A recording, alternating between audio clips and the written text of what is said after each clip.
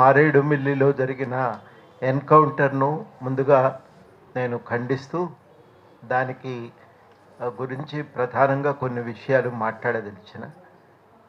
ఇప్పుడు హిట్మాన్ పట్టుకొని కాల్ చేసిందనేది సర్వత్రా అందరూ నమ్ముతున్న వాస్తవం. లేదు ఆయన ఎన్కౌంటర్లో చనిపోయాడని చెప్తే ఎవ్వరు కూడా వినటానికి కూడా ఇవాళ సిద్ధంగా లేరు. కారణాలు వివరాలు అన్నింటి జోలికి పోవలసిన అవసరం లేదు. కానీ ప్రధానంగా ఎందుకంటే ఆయన కూడా ఏదో ఒక మేరకు బయట రావాలి, మాట్లాడదామనే ఆలోచనతో ఉన్నాడని, ఆ క్రమంలోనే ఇటువైపు ఆంధ్రప్రదేశ్కి వస్తుంటే దారిలో ఎక్కడ పట్టుకున్నారో కానీ పట్టుకొని చంపేశారనేదే ఇవాళ అందరికీ కలుగుతున్న అభిప్రాయం. పైగా ఆ ఊరి వాళ్ళు ఆయన శవాన్ని చూసిన తర్వాత చాలా విషయాలు వాళ్ళు అక్కడ లోకల్ హిందీ ఛానల్స్కు చెప్పారు. వాళ్ళు కాళ్ళు ఇరిగి ఉన్నాయని, చర్మం ఒలిసేసిండ్రని, అక్కడక్కడ చాలా విపరీతమైన గాయాలు వాళ్ళ శరీరం మీద, ఆయన శరీరం మీద కానీ ఆయన భార్య రాజే శరీరం మీద కానీ ఉన్నాయని వాళ్ళు చాలా నిర్ద్వందంగా చెప్తున్నారు. ఎన్కౌంటర్ అయితే ఇన్ని గాయాలు ఉండవు కదా అనే మాట కూడా వాళ్ళు మాట్లాడుతున్నారు. ఆదివాసులు నేను చెప్తున్న మాట, ఆయన బంధువులు ఆ గ్రామస్తులు చూసి చెప్తున్నటువంటి విషయాలు ఇవి. వాళ్ళు ఫోటోలు చూయించుకుంటూ జర్నలిస్టులకు ఆ వివరాలన్నీ చెప్తున్నారు. అంతగా గాయాలు, చిత్రహింసలు పెట్టి వాళ్ళను చంపటం చాలా అన్యాయం. ఇది దీన్ని ఇవాళ అందరూ కూడా నిర్ద్వందంగా ఖండిస్తున్నారు. ప్రభుత్వమేమో హిట్మాను చంపేసి ఇంకా మావోయిజమే లేకుండా చేద్దామని చెప్పి వాళ్ళు ఒక ఆలోచనతో నడుస్తుంటే, రాజకీయంగా ఆయన ఒక శక్తిగా లేకుండా చేయాలని చూస్తుంటే హిట్మా మాత్రం ఇలా ప్రజలకు ఒక హీరోగానే మిగిలిపోయాడు. మొత్తంగా ఆ మనకు కొమరం భీం ఎట్లనో, లేకపోతే అల్లూరి సీతారామరాజు ఎట్లనో, ఇవాళ అక్కడ హిట్మా కూడా అదే స్థాయిలో నిలిచిపోయింది. మా గ్రామ అభివృద్ధికి ఆయన ఉండటం వల్ల రకరకాల పనులు జరిగినాయి. మరి వాళ్ళ ఆయన లేడు కదా, ఈ పనులు ఎవరు చేస్తారు అనే అభిప్రాయం కూడా చాలామంది ఆదివాసులు వ్యక్తం చేస్తూ ఉన్నారు. అందుకని ప్రభుత్వం గ్రహించాల్సింది ఏంటంటే, మనుషులు పోతే ఆలోచనలు పోతాయి, రాజకీయాలు పోతాయి అనుకునేదే మూర్ఖత్వం. అది జరగదు ఆ రకంగా. ఇక వెంటనే ఈ మొత్తము అడవులన్నింటినీ తొలగించి ఈ భూములను ఖనిజ సంపద కోసం ఇవ్వాలనే తాపత్రయమే ప్రభుత్వంలో కనబడుతుంది. ఎంత తొందరగా వీలైతే అంత తొందరగా ఖనిజ సంపదను ఇచ్చేయాలి. ఇచ్చేసేస్తే ఇక ఈ ప్రాంతంలో తాము ఇచ్చిన మాట, కార్పొరేట్ వర్గాలకు ఇచ్చిన మాట నెరవేరుతుందనే అభిప్రాయము, భావన పాలకుల్లో ఇవాళ కేంద్ర ప్రభుత్వంలో ఇలా ప్రధానంగా కనబడుతున్నటువంటి వాస్తవం. దాని ప్రకారమే ఈ ఘటన మనం మొత్తం దాని నేపథ్యంలోనే అర్థం చేసుకోవాల్సిన అవసరం ఉంది. ఒకప్పుడు ఆదివాసీ ప్రాంతాలకు మనం షెడ్యూల్ 5, షెడ్యూల్ 6 కల్పించినా ఏం చేయలేకపోతున్నామనే అభిప్రాయం ఏర్పడింది.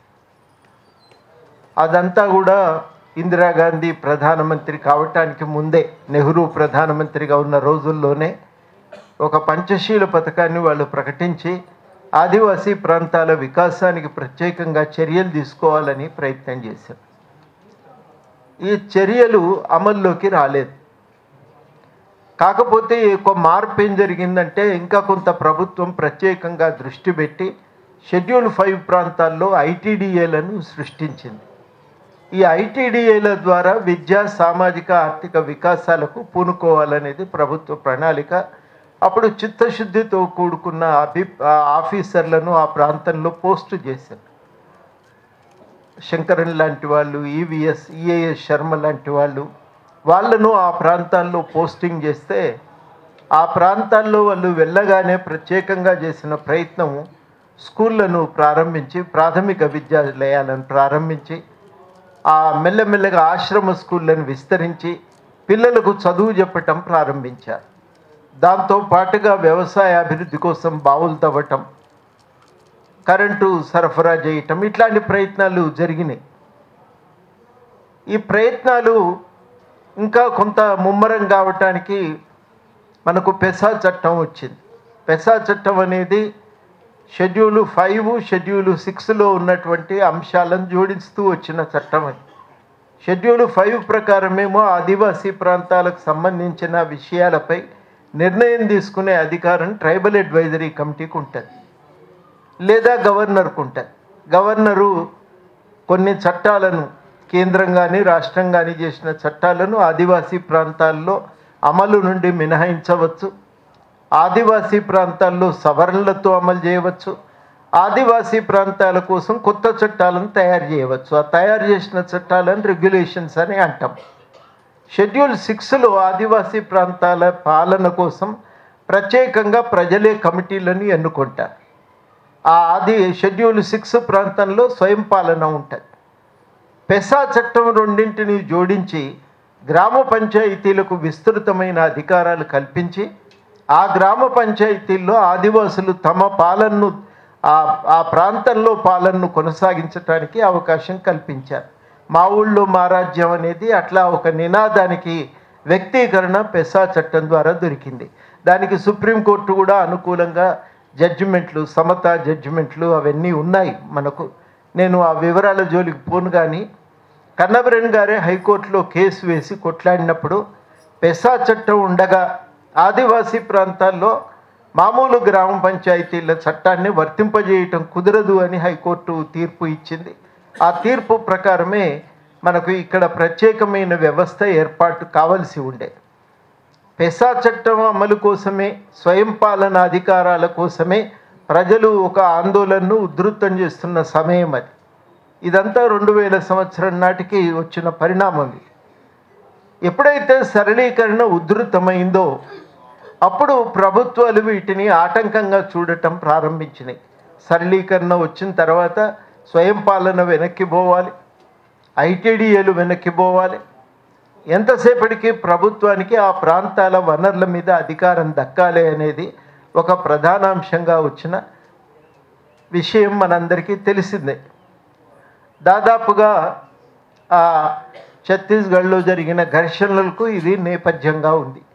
ఈ నేపథ్యం నుంచి మనం జరుగుతున్న పరిణామాలను చూస్తే వాస్తవానికి ఇలా ప్రజలు అక్కడ కూడా ఆదివాసీ ప్రాంతాల్లో ప్రధానంగా డిమాండ్ చేస్తున్నది వాళ్ళు స్వయం పాలన.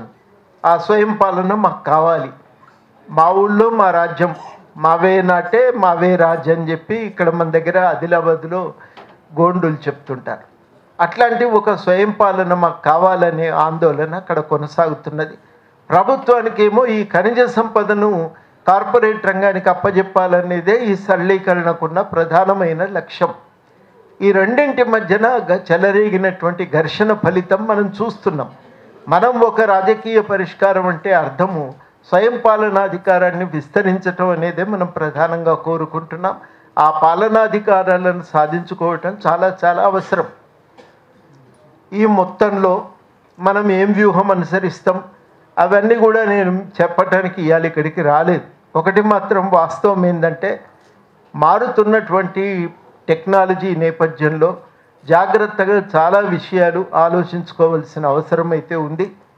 ఈ స్వయం పాలనాధికారాన్ని విస్తరించుకోవటానికి ప్రత్యేకమైన ప్రయత్నము, దానికి సంబంధించిన విశేషమైనటువంటి ప్రచారము, ఇవి రెండింటి మీద ఎక్కువగా దృష్టి పెట్టవలసిన అవసరం ఉంది.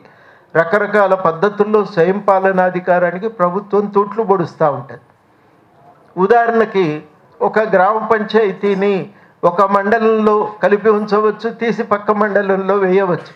ఒక మండలంలో వేస్తే ఆ మండలంలో ఉన్నవన్నీ ఆదివాసీ గ్రామ పంచాయతీలు, షెడ్యూల్ ప్రాంతంలో ఉన్న గ్రామ పంచాయతీలే కనుక అయితే వాటికి పెసా చట్టం వర్తిస్తుంది.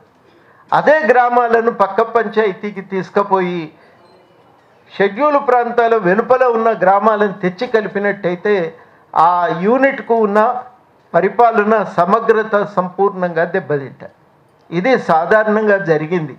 జిల్లాల కూర్పు చేసేటప్పుడు మన రాష్ట్రంలో ఆదివాసులు చాలా ఆందోళనలు చేశారు. ఖమ్మం జిల్లా నుంచి కొన్నింటిని మీరు కొత్తగూడెం జిల్లాలో కలపండి, అక్కడ ఆదివాసీల ప్రాబల్యం పెరుగుతుంది, కొంత స్వయం పాలనాధికారాలు దక్కుతాయని ఆందోళన చేస్తే కూడా పట్టించుకోలే. జిల్లాల కూర్పు చేసేటప్పుడు ఎంతసేపటికి రియల్ ఎస్టేట్ అవసరాలే తప్ప ఆదివాసుల ప్రయోజనాలను చేసుకోలే. ఇట్లాంటి నిర్లక్ష్యాల వల్ల తలెత్తినటువంటి వైరుధ్యాలు ఇవాళ మనకు చాలా తీవ్రంగా చాలా బలంగా కనబడతా ఉన్నాయి. వీటన్నింటికీ ఒక పరిష్కారంగా స్వయం పాలనాధికారం అనేదే మనం ప్రధాన డిమాండ్గా ఇవాళ ఆదివాసులు లేవనెత్తుతున్నారు. ఈ డిమాండ్లు లేకపోవటం చేత అక్కడ తీవ్రమైనటువంటి పరిపూర్తి చేయకపోవటం చేత తీవ్రమైన నిర్లక్ష్యానికి గురైపోతున్నారు. మనం నమ్మం కానీ జూన్, జూలై, ఆగస్టు మాసాల్లో విపరీతమైనటువంటి ఆకలి, వెనుకబాటుతనం మనకు ఆదివాసీ ప్రాంతాల్లో కనబడుతుంది. చాలా ప్రాంతాల్లో ఆదివాసులు అప్పులు దేనికి చేస్తారంటే, రైతులు అప్పులు దేనికి చేస్తారంటే వ్యవసాయ పెట్టుబడికి. ఆదివాసీ ప్రాంతాల్లో తిండి గింజల కోసం అప్పు చేస్తుంటారు. ఇట్లాంటి దుర్భరమైన పరిస్థితులు ఉంటాయి అక్కడ.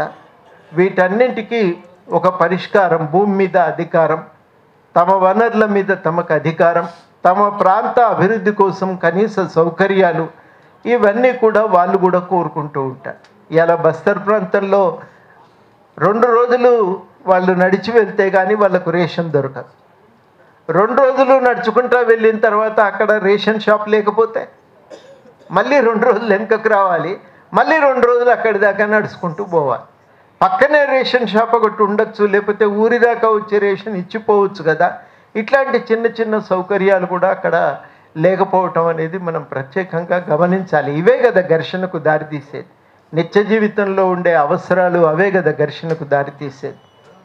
ఈ నేపథ్యంలో చాలా చాలా విస్తృతమైనటువంటి ఒక ప్రజా సమూహాన్ని కదిలించి విస్తృతమైనటి ప్రజాస్వామిక విలువల పునాది మీద ఆలోచించకపోతే చాలా కష్టమవుతుంది. చాలా, ఎందుకంటే ప్రభుత్వానికి, కేంద్ర ప్రభుత్వం నేను ప్రధానంగా చెప్తున్నది, ఎంతసేపటికి ఏమున్నదంటే ఇవాళకి ఇక్కడ ఈ వనరుల మీద నాకు అధికారం దొరికితే అది కార్పొరేట్ కంపెనీలకు ఇచ్చేయాలనేది ఒకటే మనకు కనబడుతూ ఉంటుంది.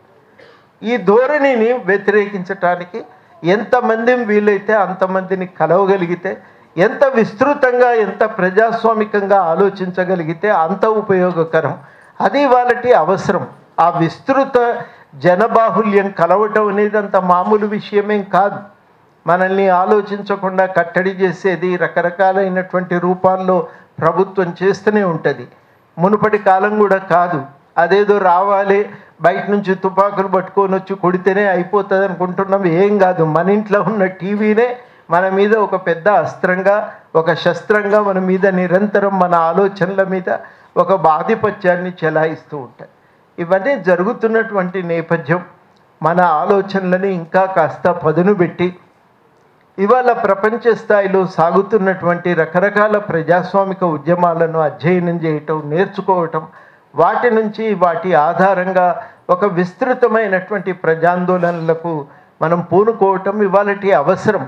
ఇవేమీ పెద్ద, నేను చెప్పేది ఏదో పెద్ద కొత్త సమాజ నిర్మాణం కూడా కాదు.